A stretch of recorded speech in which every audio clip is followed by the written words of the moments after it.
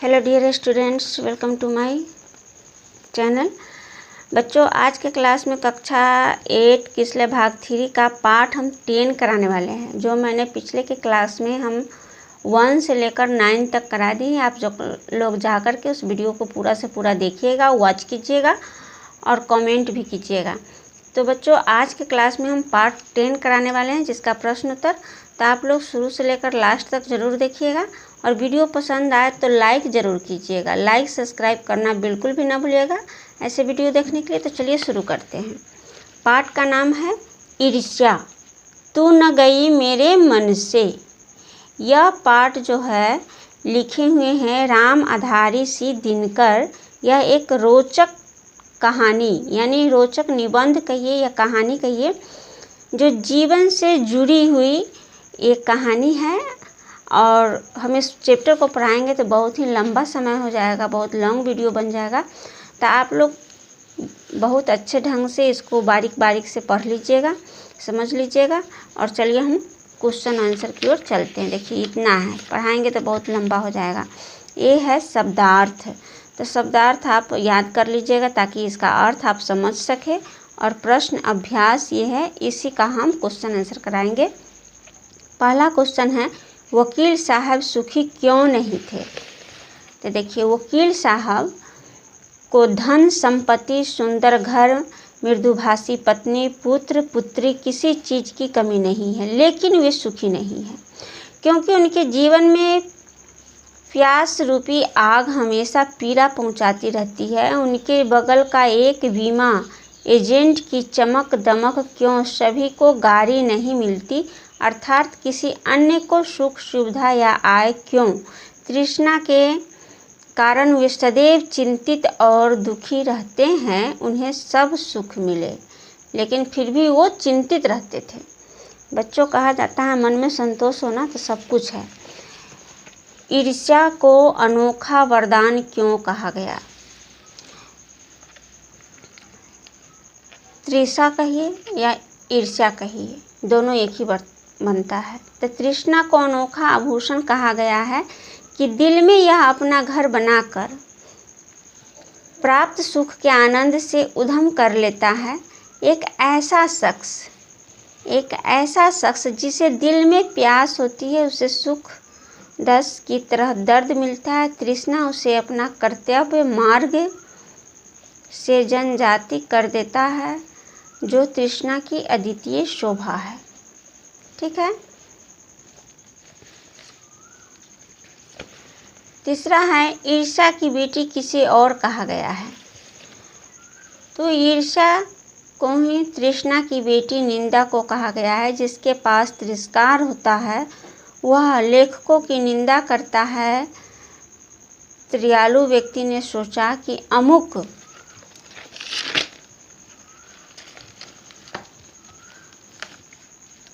अमुक व्यक्ति अगर आम लोगों की नज़र से गिर जाए तो उसका स्थान हमें प्राप्त हो जाएगा।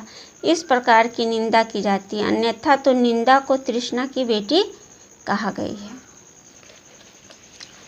चौथा क्वेश्चन है, ईर्ष्यालु से बचने का क्या उपाय है। त्रिशालु या त्रिशालु दोनों एक ही शब्द है बच्चों। यहाँ हम त्रिशालु लिखे हैं क्योंकि बुक में त्रिशालु क्वेश्चन के अनुसार आता है। तो त्रिशालु व्यक्ति सब सज्जन और निर्दोष व्यक्ति की भी निंदा करता है। ईर्ष्यालु उसे समाज में नीचा दिखाना चाहता है।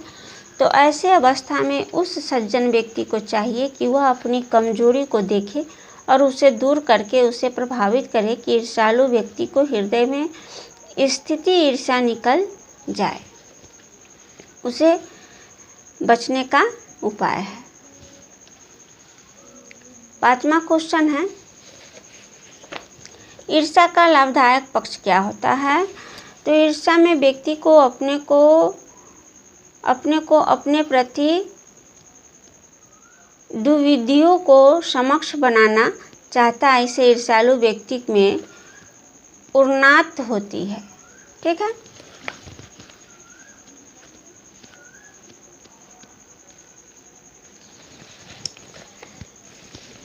पाठ के आगे से है, नीचे दिए गए कथनों को अर्थ समझाइए। तो क का देखिए, अर्थ जो अर्थ है अर्थ समझाना है तो अर्थ बता रहे हैं। जो लोग कुछ सृजनात्मक कार्य में लगे होते हैं वे ईर्ष्यालु लोगों से दूर रहते हैं और वहाँ नहीं रहते जहाँ मान प्रतिष्ठा हो, क्योंकि वहाँ लोग उनकी निंदा कर उन्हें सही मार्ग से विचलित कर देते हैं। चलिए दूसरा का अर्थ जानते हैं। किसी व्यक्ति में जब कोई महान गुण आ जाता है तो दूसरे व्यक्ति उसे जलते हैं, क्योंकि उस गुण को प्राप्त करना उन्हें काफ़ी कठिन लगता है। तीसरा है चिंता के समान होती है, अर्थात जिसे किसी प्रचंड चिंता ने पकड़ लिया है उसे बेचारे की जिंदगी ही खराब हो जाती है।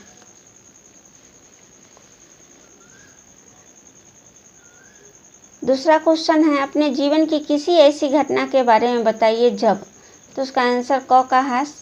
7वीं कक्षा में एक सहपाठी को हमसे ईर्ष्या हुई थी, क्योंकि हम उसके अत्यधिक परीक्षा में अंक प्राप्त करता था और वह कम अंक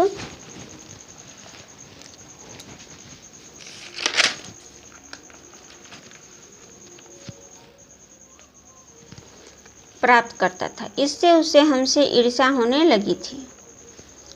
ख का है, मुझे कक्षा 10वीं के एक सहपाठी ने ईर्ष्या हुई थी। वह कई वर्षों से खेल में प्रथम स्थान प्राप्त करता था, लेकिन मुझे यह 2 वर्ष पहले पता चला। तीसरा का है, अपने मन में ईर्ष्या का भाव निकालने के लिए मानसिक अनुशासन लाना चाहिए। ईर्ष्यालु को फालतू बातों के बारे में सोचने की आदत छोड़ देनी चाहिए। उसे यह भी पता लगाना चाहिए कि जिस स्वभाव के कारण वह ईर्ष्यालु बन गया है उसकी पूर्ति का रचनात्मक तरीका क्या है। ठीक है।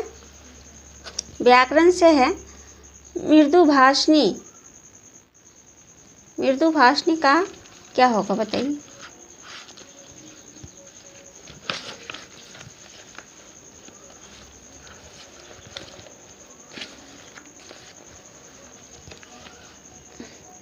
वकील साहब की बेटी मृदुभाषणी है। चिंता चिता के समान है। सुकर्म से सुयश मिलता है। बाजार से फल खरीद लाओ। जिज्ञासा एक लड़की का प्यारा नाम है।